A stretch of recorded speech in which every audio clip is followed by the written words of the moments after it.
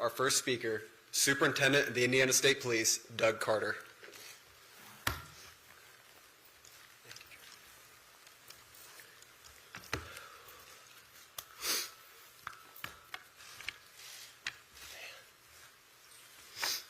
Give me just a second here.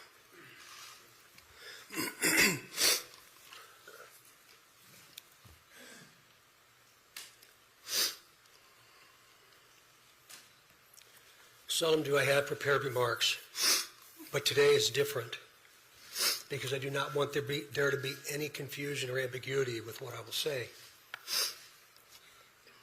Today is not a day to celebrate, but the arrest of Richard M. Allen of Delphi on 2 counts of murder is sure a major step in leading to the conclusion of this long-term and complex investigation.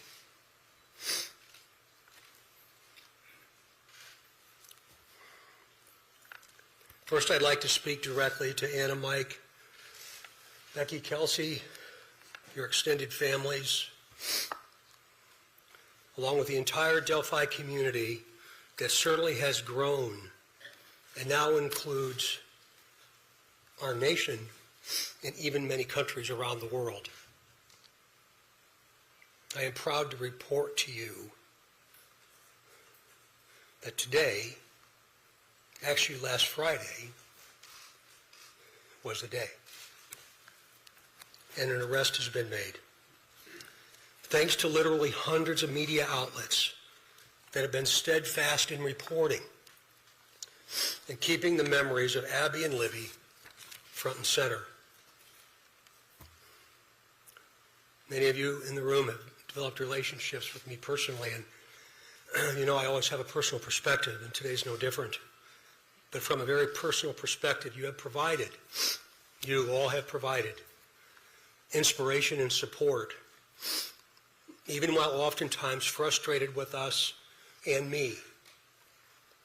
You continue to encourage the efforts, and you too believe that one day we would all be here participating and sharing this news. To the entire law enforcement community, which includes all local, state, and federal agencies, which are far too many to specifically mention today, thank you, thank you, thank you. We are going to continue a very methodical and committed approach to ensure that if any other person had any involvement in these murders in any way, that person or persons will be held accountable. Since the murders of Abby and Libby 2,086 days ago, the daily investigative team has worked tirelessly and is certainly worthy of mention today. Specifically, Sheriff Linsonby, the Sheriff of Carroll County, Detectives Tony Liggett, Detective retired Kevin Hammond, former Delphi Chief and now the prosecutor's investigator Steve Mullins, State Police First Sergeant Jerry Holman, Detectives Jay Harper, Dave Vito, and Brian Harshman, along with members of the United States Marshal Service, specifically Agent Jeremy Clinton and Agent Bill Colfers.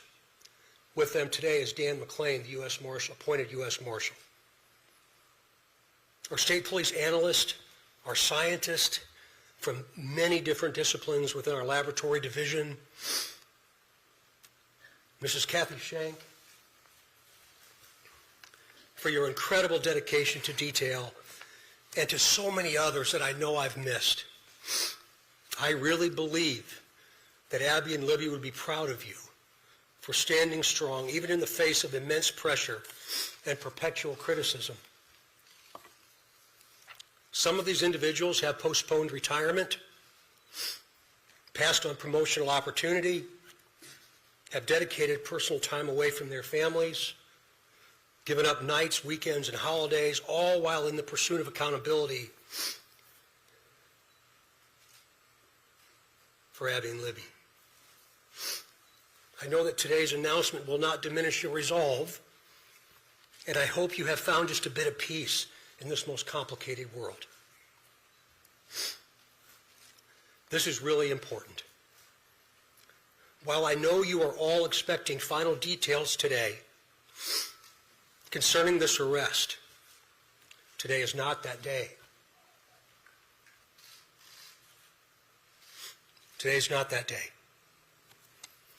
This investigation is far from complete, and we will not jeopardize its integrity by releasing or discussing documents or information before the appropriate time. Prosecutor Nick McClellan, of course, will share additional information about what we can and cannot say, and also explain to you why the probable cause affidavit is temporarily sealed by the court and not available. And by the way, he has been a tremendous asset to this team. I'm yet again asking you for your patience and please your understanding while our system of due process works. Also remember that all persons arrested are presumed innocent. All persons arrested are presumed innocent. You all will have an innate desire to subjectively interpret and then report what you think. We in the law enforcement realm cannot, and you should never allow us to, talk about what we think concerning facts, but rather discuss and share at the right time what it is we know. The time will come when additional details can be released. But again, today is not that day. It's about Abby and Libby, their families, and this community, this nation, and even our planet.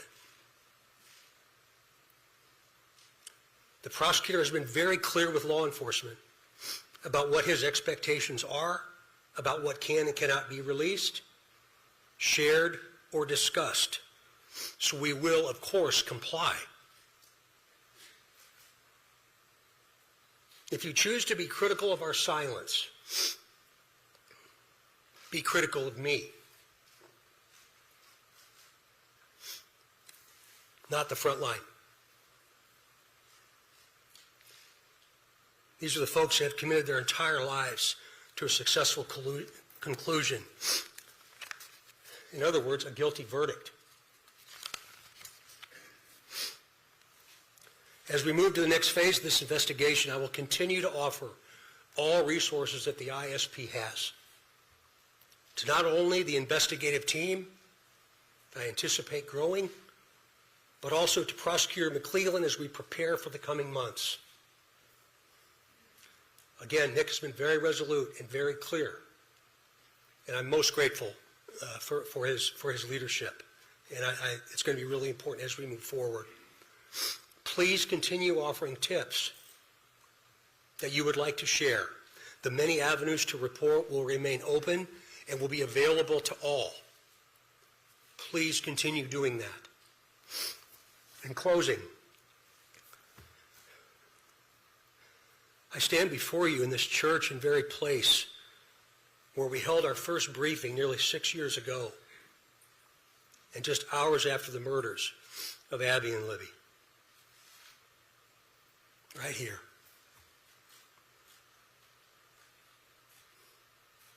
Pulling in today, I wasn't really sure what emotion I would experience. But peace came over me. And I didn't expect that to happen. And I hope all of you, with all the different responsibilities you have from around the planet today, have felt some of that as well. But remember, we're not done. I think what we all have experienced proves that together there's nothing we cannot do. But more importantly, giving of ourselves, all of us,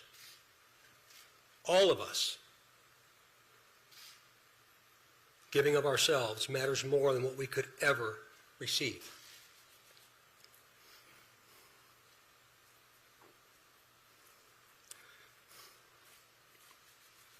Abby and Libby, though in death, have had a profound effect on so many of us, on how we live,